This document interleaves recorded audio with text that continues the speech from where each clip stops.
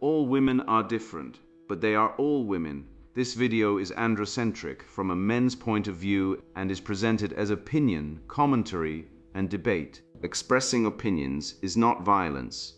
These are ideas to challenge, question, and argue in public, because classical liberalism relies on the First Amendment for its dialectic. If you are a feminist, then consider this. If patriarchy truly existed as claimed, feminism could not. And if all men are trash and women are equal to men, then what are we to conclude? Women will die for their children. Men will die for their wives and children, and God chose to die for all mankind. Authority rolls up with responsibility.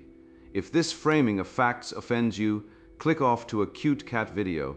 Proceeding further will expose you to gamma bias and criticism directed at ideas, claims, institutions, not at any individual's virtue or dignity.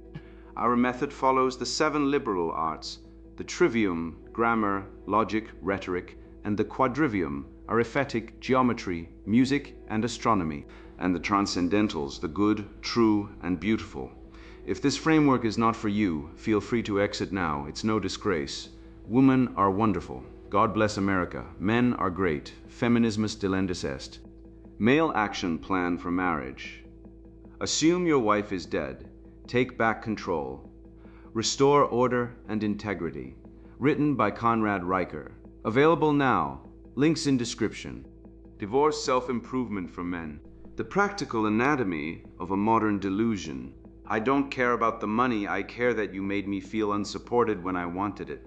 Every married man has heard some variant of this sentence, usually around 10 o'clock on a Tuesday, when the bill is already paid and the repair already works and the house is already quiet and the only thing left unfinished is the prosecution. It arrives with the precision of a woman who has rehearsed the line in the shower, tested its weight in her palm like a courtroom exhibit, and timed its delivery for the moment you are too tired to cross-examine the premise. It is a good line, an effective line, and it is a lie from the first syllable to the last period. Most men misread it because most men still believe words are reports rather than instruments. She says money is not the issue, so you think good, then we agree the 400 was necessary. She says feeling is the issue, so you think, fine, let me address the feeling. You bring facts to a feeling fight and logic to a jurisdictional dispute, and she walks away with the verdict because you confess to a crime that does not exist under a law she invented 5 minutes ago. You are not arguing about a bill. You were being served. The solution is not panic, not the groveling apology your father modeled, not the evidence board, cross-examination you rehearsed on the drive home from a job that pays for the house she is converting into a tribunal. The solution is translation. She spoke womanese and you heard English. And the gap between those two languages has cost you more money, sleep, and sovereignty than any single line item in the household budget. Translation means you hear what she said, decode what she meant, and respond only to the underlying demand, because the surface text is a decoy, the mid-level complaint is a frame grab, and the real transaction is always about who holds authority when the fog clears. Here is the phrase in its native tongue. I care enormously about the money, but I care even more that you spent it without my permission, and I care most of all that I cannot admit.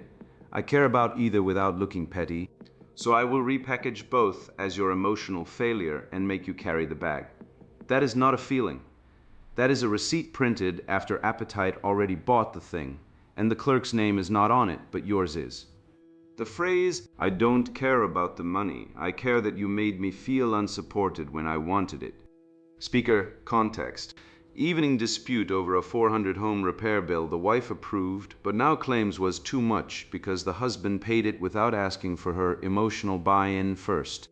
Surface, meaning the financial transaction is secondary. The primary grievance is the husband's failure to intuitively validate her emotional state during the transaction. Hidden demand.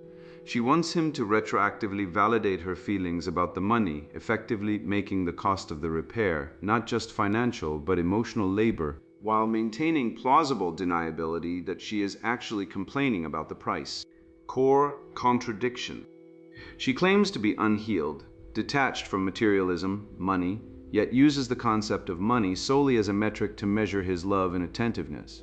proving she is deeply invested in the material outcome but refuses to own the investment. Phrase map, phrase decoder map, phrase. I don't care about the money. I care that you made me feel unsupported when I wanted it. Speaker context. Evening dispute. Wife approved a 400 home repair. Husband paid it and handled it. She now claims it was too much, not because of cost, but because he failed to secure her emotional buy-in before acting. The bill is paid. The house is fixed. The grievance is manufactured retroactively. Surface, meaning the money is not the issue. The issue is that his decisive action made her feel emotionally unsupported. She frames herself as above materialism, concerned only with intimacy and partnership. Hidden demand. She wants retroactive emotional validation for a decision she already approved. The repair cost must now be paid twice, once in dollars, once in emotional labor. She maintains plausible deniability about caring about the price, while making the price the entire conversation. Core contradiction. She claims indifference to money while using money exclusively as the metric for his love. If she truly did not care about the 400, there would be no grievance. The grievance exists because she cares but cannot own it. Girl logic pattern. If he had asked me, I would have said yes. So his action was a rejection of my authority. My authority being rejected makes me feel unsupported. Therefore, the money is irrelevant because my feelings are the only relevant currency. Circular, self-sealing, unfalsifiable. Girl math pattern. Scenario cost. He apologizes for tone 400 is free. He defends the logic 400 becomes emotional debt of 4,000. He asks what she needs, debt compounds. No ceiling. Emotional accounting replaces arithmetic. The bill is never settled because the invoice is rewritten each time he responds. Projection pattern. Her own capriciousness approving a repair, then resenting it, is projected onto him as coldness. Her own vague dissatisfaction is relabeled need for support. He carries the mask of her refused shame. Projective confession. I don't care about money is the confession. She cares about money so intensely that she requires it to be transposed into an emotional key before she can safely discuss it. The disavowal proves the attachment. Decoding axes. Face saving versus honesty. She claims indifference to money to avoid looking materialistic, indecisive, or petty. The feeling language is armor. She is lying about her priorities to hold the moral high ground. Male decode. She is concealing her actual complaint behind a virtue signal. Controlled bid versus legitimate need. Unsupported is not a request for care.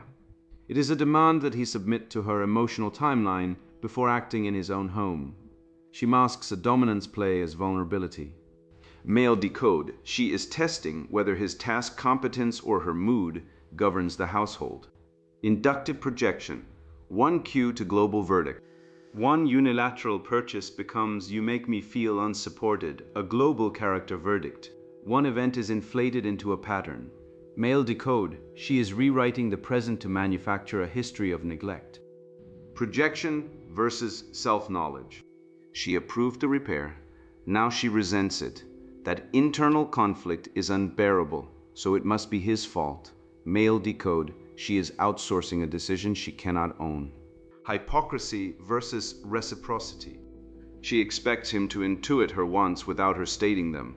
She demands total transparency from him while offering none herself.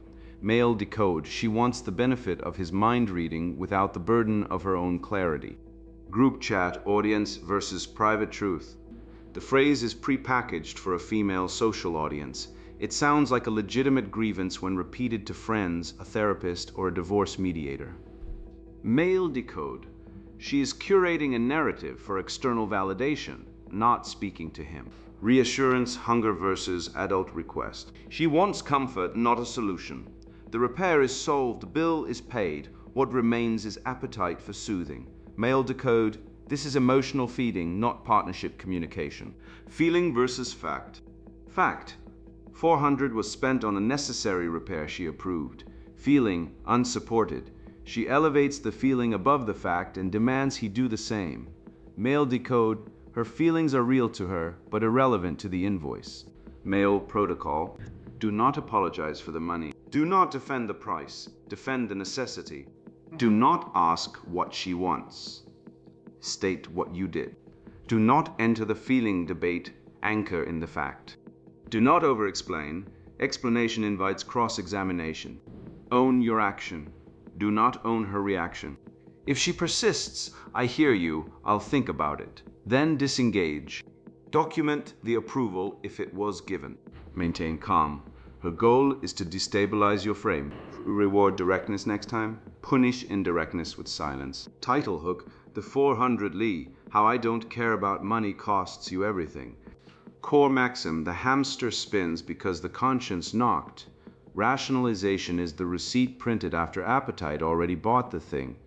Truth begins where the hamster wheel stops. Decode and debunk.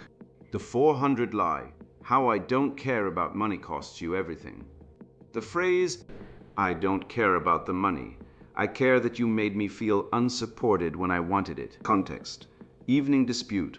Wife approved a 400 home repair. Husband paid it. House is fixed. Bill is settled. She now claims the cost was never the problem. The problem is that he acted without securing her emotional buy-in first. The grievance is retroactive. The transaction is complete. The accusation is manufactured. This phrase is not a complaint. It is a piece of theater. It performs virtue while concealing appetite. It sounds like emotional depth, but functions as a control mechanism. What it sounds like? It sounds noble. It sounds like a woman who is above materialism, who values connection over cash, who simply wants to feel loved and included. It sounds like the language of partnership. That is the point. The phrase is engineered to be unassailable on the surface. If the husband disagrees, he appears to be defending money over feelings. If he defends his logic, he appears cold. If he asks what she wants, he appears clueless. Every response makes him look worse because the frame was set before he opened his mouth. The phrase does not describe a problem. It creates a courtroom where the husband is already guilty and the sentence is indefinite emotional restitution. Consider the word unsupport. It carries no specific content. It names no action he failed to take. It identifies no concrete deficiency. It is an atmospheric accusation, fog rather than substance. You cannot cross-examine fog. You cannot present evidence against a feeling, and that is precisely why the word was chosen. It converts a completed financial transaction into an unresolvable emotional debt. I don't care about the money is the moral costume. I care that you made me feel unsupported is the invoice. What it is doing. 3 operations run simultaneously beneath this phrase. Operation 1, retroactive grievance construction. She approved the repair. The repair is done. The bill is paid. But now, after the fact, a new requirement surfaces, emotional buy-in. This requirement was never stated. It was never negotiated. It was not part of the original agreement. It is being manufactured after the transaction is complete so that the transaction can never be truly settled. The husband paid 400 to the contractor. Now he must pay an additional emotional bill denominated in apologies, groveling and behavioral modification with no ceiling and no due date. This is what the girl math ledger looks like. Scenario, emotional cost to husband. He apologizes for his tone, debt, paused. He defends the logic of paying the bill, debt balloons tenfold. He asks what she needs, debt compounds, no ceiling. He stays silent, silence coded as contempt, debt balloons. The arithmetic is rigged. There is no line item marked paid in full. The invoice is rewritten every time he responds. Operation 2, plausible deniability. By saying, I don't care about the money, she occupies the moral high ground. She is not petty, she is not materialistic. She is concerned with love, partnership, emotional connection. The disavowal insulates her from any charge of greed or capriciousness. If he says, you approve this, she can reply, this was never about the money, and look like the wounded party. But the disavowal proves the attachment. If she genuinely did not care about the 400, there would be no conversation. The grievance exists because the money matters. The disavowal is the projective confession. She cares about money so much that she cannot discuss it directly without feeling exposed. so she transposes it into an emotional key where it is safe to process because it has been disguised as a question of love. Operation 3. Frame capture. The phrase relocates the conversation from the factual domain, where the husband has evidence and authority, to the emotional domain, where she is prosecutor, judge, and jury. In the factual domain, the bill was $400, she approved it, the house is fixed, the problem is solved. In the emotional domain, she feels unsupported. Feelings are valid. He must account for her feelings, and no factual defense is admissible because facts do not address feelings. The frame shift is the entire move. Once the conversation moves into the emotional domain, he cannot win. He can only pay. The decoding axes face saving versus honesty. She claims indifference to money to avoid appearing materialistic, indecisive, or petty. The feeling language is armor. The actual complaint is buried under a virtue signal. Decode. She is concealing her real priority. She cares about the 400, or she cares about the fact that he acted without her permission, or she cares about losing control of a decision. None of these are flattering to admit. I feel unsupported is flattering to admit. It presents her as vulnerable rather than controlling. Principle. When the stated grievance makes the speaker look virtuous and the partner look cruel, check for face saving. Real grievances are usually specific, factual, and resolvable. Manufactured grievances are atmospheric, global, and unresolvable. Controlled bid versus legitimate need. Unsupported sounds like a request for care. It functions as a demand for submission. She is not asking to be loved. She is demanding that he consult her emotional state before acting in his own home. The repair was necessary. She approved it. He handled it. The task was completed competently. The grievance is not about the task. It is about authority. Decode. She is testing whether his task competence or her mood governs the household. If he accepts the frame that he should have secured emotional buy-in before acting, he concedes that her emotional state is the governing authority in the home. Every future decision will require emotional clearance. Nothing will get done without a meeting of the feelings. Principle. A wife's input on household decisions is legitimate and valuable. A wife's veto power exercised retroactively through emotional grievance is tyranny. The difference is timing and ownership. Input is given before the decision and accepted or rejected openly. Veto is exercised after the fact with plausible deniability and costs nothing to the person exercising it. Inductive projection. One cue to global verdict. One purchase without consultation becomes, "You make me feel unsupported." Not, "That decision bothered me." Not, "I wish you had asked me first." The phrasing jumps straight from a single event to a global character verdict. He is not a man who made one decision she disagrees with. He is a man who makes her feel unsupported. The verb is habitual, the verdict is total. Decode. She is inflating one event into a pattern to manufacture a history of neglect. This is how retroactive narratives are built. One data point becomes a trend. One trend becomes a character assessment. One character assessment becomes grounds for ongoing emotional debt. Principle. If the accusation uses habitual language, "you always," "you make me," "you never," for a single event, it is narrative construction, not communication. Projection versus self-knowledge. She approved the repair. Now she resents the repair. That internal conflict, the gap between her past self's decision and her present self's feelings, is uncomfortable. The fastest way to resolve it is to make it someone else's fault. He should have consulted her more deeply. He should have sensed her hesitation. He should have known.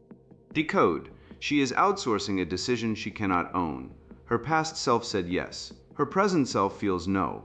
Rather than sitting with that contradiction, she projects it outward. He becomes the cause of her discomfort. The gap between her own choices and her own feelings becomes his failure. Principle. When someone's emotional state contradicts their own past decisions, watch for projection.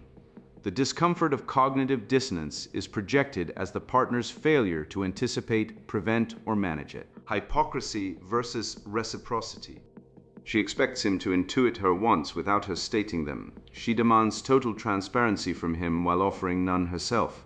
She wants the benefit of his mind reading without the burden of her own clarity.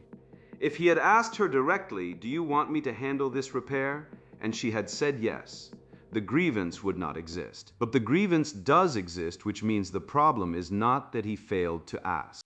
The problem is that he failed to ask in the right way, with the right tone, at the right time, with the right amount of emotional labor attached.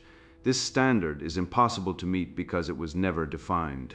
Decode. She is demanding telepathy and punishing him for not providing it. This is the covert contract, an unwritten, unspoken expectation that he is required to fulfill, and that she reserves the right to enforce after the fact. Principle. Expectations that were never stated cannot be legitimately enforced. If the requirement was real, it should have been spoken before the decision. If it was not spoken, it was not a requirement. It is a retroactive weapon. Group chat, audience versus private truth. The phrase is prepackaged for a female social audience. It sounds like a legitimate grievance when repeated to friends, a therapist, a divorce mediator, or a family court evaluator. It uses the vocabulary of emotional harm. It presents the speaker as vulnerable. It presents the partner as neglectful. It is maximally sympathetic to the speaker and maximally damning to the husband. Decode. She is not speaking to him. She is speaking to an imagined jury. The phrase is curated for external validation, not for resolution with her husband. She is building a narrative record. Principle. If a phrase sounds like it was written for an audience that is not present, it was communication aimed at resolution is direct, specific, and contextual. Communication aimed at narrative building is vague, global, and performative. Reassurance, hunger versus adult request. The repair is solved. The bill is paid. What remains is appetite for soothing. She wants comfort, not a solution. The problem has already been solved. The only remaining problem is her feeling, and feelings cannot be solved. They can only be managed by the person who has them. Decode. This is emotional feeding, not partnership communication. She wants him to absorb her emotional state, validate it, and make it go away, but he cannot make it go away because it was not caused by him. It was caused by her own ambivalence about a decision she already made. Principle. Comfort is a legitimate need, but comfort requested under the guise of grievance is manipulation. If the need is comfort, the honest request is, "I'm feeling unsettled about that repair, can we talk?" Not, "You made me feel unsupported." Feeling versus fact. Fact. 400 was spent on a necessary repair she approved. The house is fixed. The problem is solved. Feeling. Unsupported. She elevates the feeling above the fact and demands he do the same. If he addresses the fact, he is ignoring her feelings. If he addresses the feelings, he concedes the facts do not matter. Either way, the facts disappear. Decode. Her feelings are real to her. They are also irrelevant to the invoice. The bill is still 400. The repair is still done. The feelings do not change the material reality. They change only the emotional price he must pay on top of the financial price. Principle. Feelings are data, not verdict. They are worth acknowledging. They are not worth surrendering to. A man who treats every feeling as a verdict becomes a defendant in a court with no rules of evidence. The fallacies. Emotional reasoning. I feel unsupported, therefore you are unsupportive. The feeling is treated as evidence of the fact, but feelings do not establish facts. Feelings establish that the person having them is having them, nothing more. The syllogism. Premise 1, I feel unsupported. Premise 2, feelings are valid. Conclusion, you failed to support me. The conclusion does not follow. Her feeling is valid as a feeling. It is not valid as evidence of his failure. He acted on a decision she approved. The feeling may reflect her own ambivalence, her own loss of control, her own buyer's remorse. None of those are his failure. Category error. Emotional buy-in is conflated with operational consent. These are different categories. Operational consent means, do you agree that this repair should be done and this money should be spent? She gave operational consent. Emotional buy-in means, do you feel internally at peace with this decision on every level of your psyche? That is not something another person can secure for you. That is internal work. The category error allows her to hold him responsible for an internal state that only she can manage. He cannot provide her emotional buy-in, only she can do that. But by framing it as something he should have secured, she makes her impossible internal task. Moving the goalposts. The original requirement was approval. She gave it. The new requirement is emotional buy-in. This was never stated. It surfaces only after the original requirement was met and the task was completed. The goalposts have been moved from the factual field, where the game was played and won, to the emotional field, where no game can be won because the rules change with every play. Hasty generalization. One decision she disagrees with retroactively becomes "you make me feel unsupported." One event is inflated into a character pattern.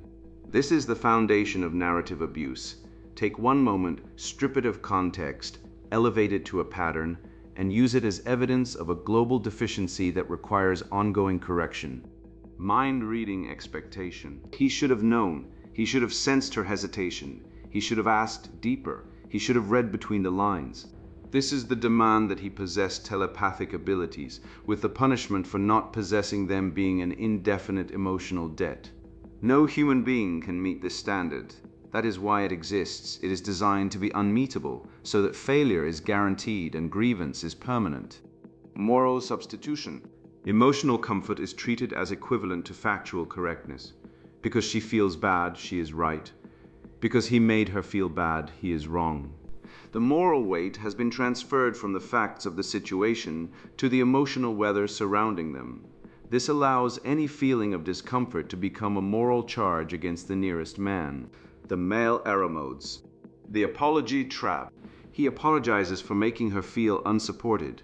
He has now conceded that her feeling is his fault. He has validated the retroactive grievance. He has accepted the moving goalpost. He has agreed that emotional buy-in was a requirement he failed to meet. Every future decision will now carry this precedent. He has trained her that manufactured grievances produce apologies. The apology does not resolve the conflict. It deepens it. It confirms that the strategy works. The next grievance will be larger, vaguer, and more impossible to address, because the last one was rewarded. The over-explanation. He explains his reasoning. He walks through the decision tree. He presents the facts. The repair was necessary. She approved it. The contractor was available. The price was fair. He acted in the family's interest. Each sentence is an invitation for cross-examination. Each justification is a concession that justification is required. Over-explanation fails because the complaint is not about logic. It is about emotion. You cannot logic someone out of a position they did not logic themselves into. The more he explains, the more material he gives her to reframe as evidence of his coldness, his defensiveness, his refusal to just listen. The debate brain. He treats the phrase as an argument to be won. He assembles evidence. He builds a case. He presents his findings. He wins the argument. She cries. Now, he has won the argument and lost the marriage. Because the argument was never the point. The argument was a vehicle for emotional extraction. By engaging on the factual level, he missed the actual move happening on the emotional level. The mind-reading attempt, he tries to guess what she actually wants. Do you want me to consult you more on financial decisions? Do you want me to ask before spending above a certain amount? Do you want me to check in with you emotionally before making household decisions? Each question is a concession. Each is an admission that he should have known something he could not have known. Each trains her that vague grievances will be rewarded with specific behavioral concessions extracted by him on her behalf without her having to do the work of stating what she wants. The fear of female emotion. He cannot tolerate her being upset. The discomfort of her anger, her tears, her cold silence drives him to resolve the situation at any cost. The fastest resolution is apology. The cheapest currency is his dignity. He pays it to make the weather improve, not realizing that each payment makes the next storm worse. This is appeasement. Appeasement is not love. Appeasement is the worship of chaos. It teaches the household that emotional volatility is the governing authority, that truth is subordinate to mood, and that the man's job is to manage the weather rather than build the house. Confusing peace with appeasement. Peace is the result of truth, order, and mutual respect. Appeasement is the temporary absence of conflict purchased through surrender. They feel similar in the short term. They are opposites in the long term. Peace endures. Appeasement decays into contempt. A man who confuses the two will spend his marriage apologizing for things he did not do wrong, slowly eroding his own authority, dignity, and eventually his wife's respect for him. She will not respect a man who can be controlled by manufactured grievance. Contempt will follow appeasement as night follows day. The disciplined response. Step 1. Pause. Do not respond immediately. The phrase is designed to provoke a reaction. Any reaction taken under emotional pressure will be the wrong one. Lower the temperature. Say nothing for a beat. Breathe. Step 2. Restate the facts. The repair was $400. You approved it. The house is fixed. The bill is paid. This is not an argument, it is a factual anchor. It establishes what actually happened before the conversation drifts into atmospheric accusation. State it calmly, state it once, do not repeat it, do not defend it. It is a fact, not a position. Step 3. Name the feeling without surrendering the verdict. I hear that you feel unsupported. That feeling is yours and it matters, but the decision was sound, you approved it, and I stand by it. This acknowledges her emotional state without accepting responsibility for it. It separates empathy from confession. You can care about her feeling without agreeing that you caused it. You can listen without pleading. Step 4. Ask for the specific claim. What specifically would you have wanted me to do differently? This question is surgical. If she has a real answer, you will hear it. I wish you had asked me before scheduling the contractor. That is a legitimate, actionable request. Acknowledge it. Agree to a reasonable standard for next time. Move on. If she has no real answer, if the response is you just should have known or you should have cared more, or if I have to explain it, it doesn't count, then you have confirmed the grievance is not about a specific failure. It is about narrative control. The grievance is designed to be unresolvable. Your job is not to resolve it. Your job is to refuse to accept the frame. Step 5. Set the boundary. I'm happy to discuss the repair or the finances. I'm not going to accept that a decision you approved makes me a bad partner. If you want different rules for household decisions, we can agree on those now. But I won't apologize for acting on your approval. This is the line. It is calm. It is firm. It is fair. It offers a path forward. Agree on clear rules for future decisions. It refuses the false debt. You do not owe an apology for a decision she approved. It names the frame shift. Reclassifying a competent decision as a character failure is not acceptable. Step 6. Disengage if necessary.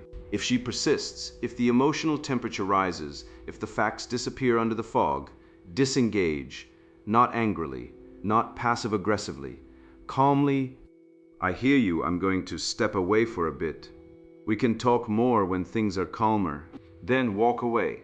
Go for a walk, read a book, do something physical. Let the emotional weather pass. Do not re-engage until the conversation can return to facts and specific requests. This is not avoidance, this is discipline. Midnight mood litigation produces no verdicts worth respecting. Serious claims deserve serious conditions. Daylight, calm, specificity, and good faith. Step 7. Document the pattern. If this phrase appears once, it is a moment. If it appears repeatedly across different situations with different details but the same structure, it is a pattern. Document it, not to weaponize it, to see it clearly. A man who documents patterns can distinguish between a wife who had a bad day and a wife who runs a permanent grievance factory. The difference matters. One deserves grace and patience. The other requires boundaries, accountability, and possibly legal counsel.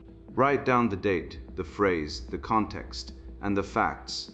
This is your private record. It is not ammunition for the next fight. It is evidence for your own clarity.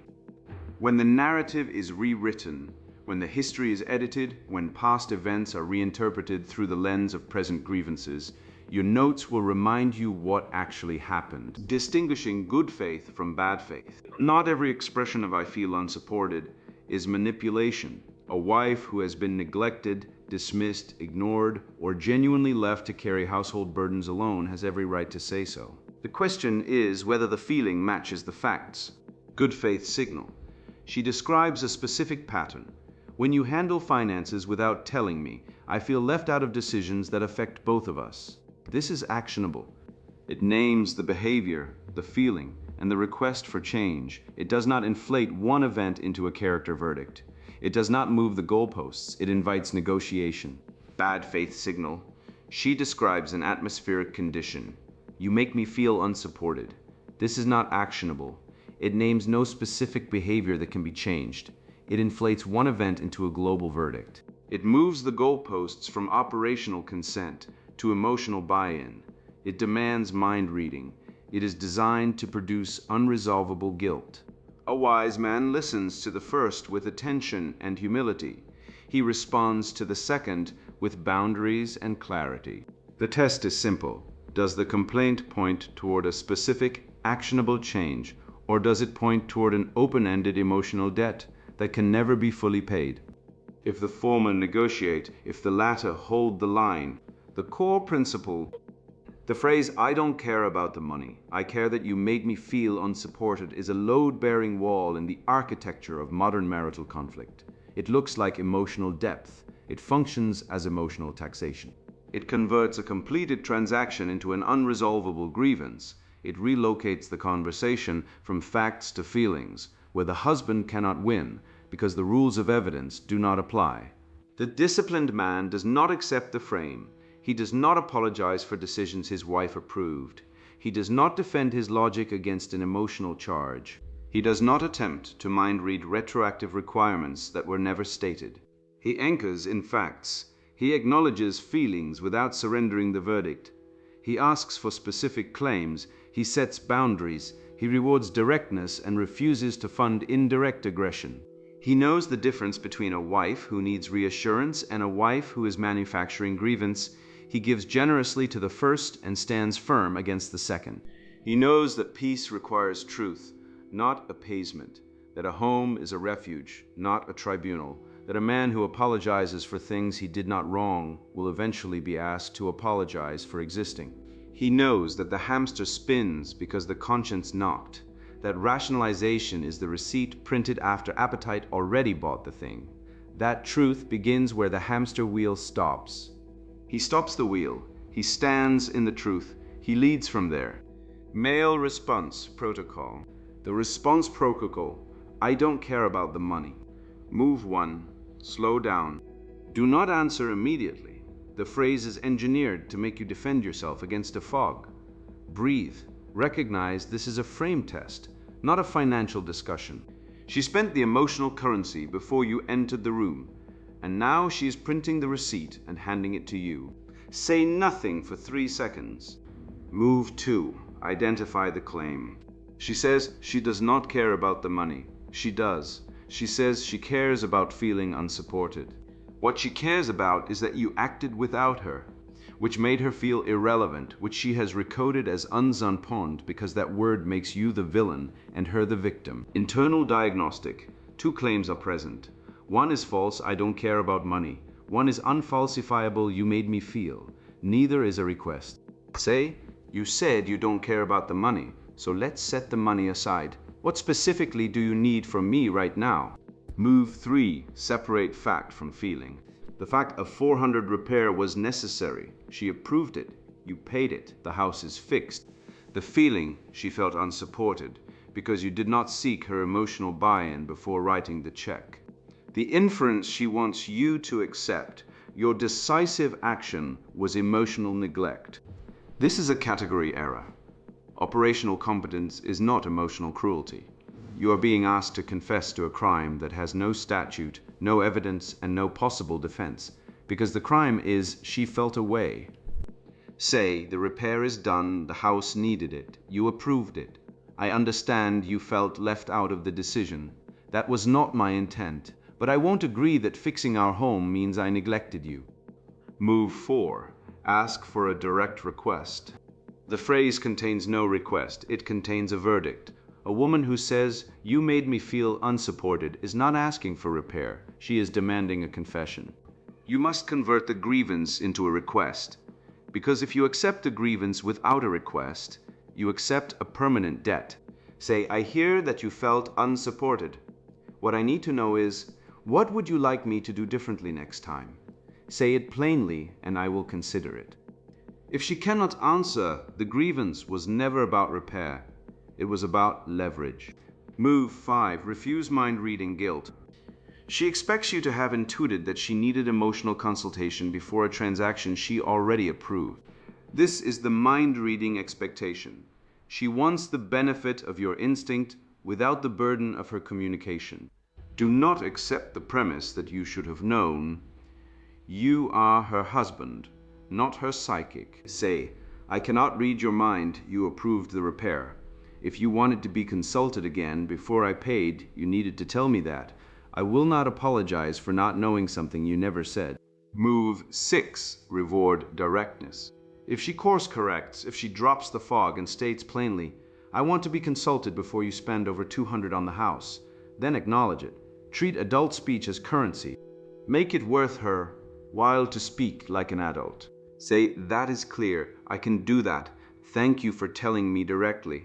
Do not overpraise, do not grovel. A simple acknowledgement, a clean agreement, and move on. You are training a pattern. Direct requests get results. Emotional fog gets nothing. Move 7. Set the boundary. If she persists in the emotional litigation, if she circles back to you just don't get it, or it's not about the money, it's about the principle, then you are no longer in a conversation. You are in a trial where the charge keeps changing and the defendant is not allowed to see the evidence. Set the line, do not negotiate it. Say, I have answered your concern. I have asked what you need. If there is no specific request, then we are not solving a problem, we are just arguing. I'm not going to keep defending a decision that was correct. I am going to step away now, and we can talk again when there is something concrete to discuss. Move 8. Document serious claims. If the phrase escalates, if unsancored becomes controlling, if controlling becomes financially abusive, then you are no longer in a marital disagreement. You are in a narrative construction zone. Every escalation is a brick in a wall that may one day be shown to a therapist, a lawyer, or a judge. Document quietly, without announcement. Write down the date, what was said, what was approved, what was spent, and what was later claimed. Save the texts where she approved the repair. This is not paranoia. This is stewardship. In a gynocentric legal culture, a man's memory is worth nothing, and a woman's tears are worth everything. Paper is the great equalizer. Do not say, I am documenting this. Do write it down after the conversation. Keep it private. Keep it accurate. Move 9. Exit circular contempt. If the conversation loops, if she restates the grievance in different words, if every road leads back to your guilt, then you are inside the circular contempt engine. Its fuel is your engagement. Stop feeding it. Exit is not abandonment. Exit is refusal to participate in your own destruction. You cannot argue someone out of a feeling they are using as a weapon. The weapon only works if you stand in front of it. Say, I love you, I have heard you, I have given you my answer, I'm not going to keep going in circles, I'm going to go to the other room. We can talk tomorrow? Then stand up, then walk. Then do not re-engage until the emotional weather has changed. Move 10. Audit the pattern later. After the fog clears alone, ask yourself the diagnostic questions. Did she have a specific request or only a grievance? Did she acknowledge my answer or ignore it? Does this happen every time I make a decision without her? Does she escalate when I hold my frame? Is the home a refuge or a tribunal? Would she respect me more or less if I had apologized immediately? If the pattern repeats, the issue is not the 400. The issue is that she believes her feelings are the governing law of the household, and your job is to comply, confess, and compensate. That belief is the problem, not the bill. The core maxim, her feelings are real, they are not sovereign. The bill is 400. The repair was necessary. She approved it. The house is fixed. That is reality. Everything else is narrative, and narrative without evidence is just emotion demanding a throne. You are a man. Your job is not to manage her moods. Your job is to build, protect, provide, decide, and stand. You cannot stand if you're always kneeling to apologize for things you did correctly. Truth before comfort, fact before feeling, request before resentment, boundary before breakdown. This is the protocol. Learn it, run it, do not deviate. Access checklist. Face saving versus honesty. She is lying about her priorities to maintain the high ground. Response, I hear you felt unsupported. The bill was $400. Do you want to discuss the repair or the tone? Control bid versus legitimate need. She is testing if he will prioritize her mood over the task. Response, I acted to fix the house. Next time I will ask for your input before spending. Inductive projection from one cue to global verdict. She is rewriting history to fit her current mood. Response, one bill does not define my support. Let's look at the facts. Rejection versus self-knowledge. She is uncomfortable with her own decision, so she makes it his fault. Response, you approve the repair. Your feeling is yours to manage. Hypocrisy versus reciprocity. She wants the benefit of his intuition without the burden of her clarity. Response, I cannot read your mind. Please state your needs clearly. Group chat audience versus private truth. She is curating her narrative for social validation. Response, I am not in the group chat. I am in the house. Reassurance hunger versus adult request. She wants comfort, not a solution. Response, I am here. What do you need right now? Feeling versus fact. Her feelings are real to her, but they do not change the bill. Response, your feelings are valid. The bill is due. I have spent years learning to unwind the tangled threads of indirect speech, and I can tell you that the goal was never to win the argument. The goal was to find the single strand that was real, hold it up to the light, and hand it back clean. Most of what gets said in a dispute like the one above is wrapping emotion packed around a fear, wrapped around a demand, tied with a bow of plausible deniability. Your job is not to tear the package apart in front of her. Your job is to quietly identify the contents and address those. This requires patience. It requires the kind of steady, unhurried attention that most men reserve for their craft or their work. Because translating indirect speech is a craft. You listen for the tremor beneath the accusation. You listen for what she is afraid of, what she is asking for, what she would say if she believed the world would not punish her for saying it. Then you answer that directly, simply, without surrendering a single fact. Because here is what I learned the hard way. Abandoning the truth to soothe a feeling is not warmth. It is cowardice dressed in kindness. And reciting facts without acknowledging the human being in front of you is not strength. It is rigidity dressed in principle. A man who cannot do both, hold the line and hold the room, will find himself either a slave or a stranger in his own home. So, I leave you with one rule. I have tested it in midnight arguments, in driveway silences, in the aftermath of words I wish I had never spoken, and words I wish I had spoken sooner. It has not failed me yet, because it does not require her to change before I can act. It only requires me to stand where I should be standing, present, awake, unmoved by fog, unwilling to pretend the fog is sunlight. When she speaks in code, answer the need, not the noise. That is the whole discipline. She says she does not care about the money. The noise is the money. The need is to feel considered. You do not surrender the fact that the bill was necessary and approved. You do not pretend the repair was optional, but you can say with genuine warmth, I understand you wanted to be part of that decision, and I will bring you in next time. That is not capitulation, that is translation. You took the indirect speech, found the legitimate human want buried inside it, and answered that want with truth and care simultaneously. The bill stands. The repair stands. But so does she, and so do you, and the thread between you is intact. Every conflict in your home will give you another chance to practice this. Each one is a small loom on which you either weave something strong enough to hold a family or produce a tangle that chokes everyone living under your roof. Choose well. The man who can answer the need without surrendering the fact is the man whose wife stops needing to shout, whose children learn that love does not require lying, and whose home becomes what a home was always meant to be, a place where truth is spoken because truth is safe, and where warmth is given because warmth is earned by the man steady enough to bear it. Sponsored book, Male Action Plan for Marriage. Assume your wife is dead, take back control, restore order and integrity. I spent years drowning in a marriage that felt like a slow death. Every day I begged for scraps of respect, while my wife treated me like a servant. My confidence vanished. I became a ghost of myself, trapped in a prison built by her contempt and my own weakness. This book was born from that hell. I clawed my way out by realizing one brutal truth. Treating your wife as if she's already dead isn't cruelty, it's survival. That mental shift saved me. Now I'm handing you the same lifeline. Modern marriage has been poisoned by gynocratic lies. Feminists preach equality but demand submission. They call masculinity toxic while punishing men who show vulnerability. This hypocrisy has turned homes into battlefields where men lose by default. My male action plan cuts through that noise. You'll learn to rebuild yourself physically, financially, and mentally starting today.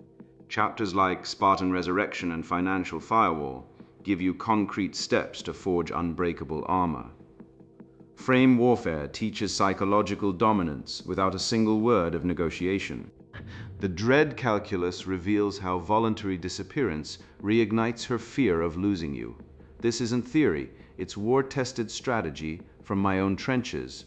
This book is for rational men shackled by disrespectful wives and a society that vilifies their strength. If you're exhausted from being her emotional puppet, if your marriage feels like a life sentence, these pages are your pardon. But listen closely. If you're a feminist, a social justice activist, or any man content kneeling on the marriage plantation, stop reading now, put this book down, go binge a woke documentary instead. What follows will offend your delicate sensibilities because truth doesn't care about your feelings. For the rest of you, the map works. It forces her to respect you or watch you leave. Scorched Earth Ethics shows when burning the relationship down is your greatest power move. Bastion Construction builds selfhood so solid her disrespect bounces off. You'll stop begging, start commanding. Your mission, finances, and body become weapons that demand allegiance. No more victimhood. No more double binds. This is your blueprint to either resurrect your marriage on your terms or thrive alone. Buy it, read it, become the man you were meant to be, or stay broken. The choice is yours. Male Action Plan for Marriage. Assume your wife is dead, take back control, restore order and integrity. Written by Conrad Riker. Buy now, links in description.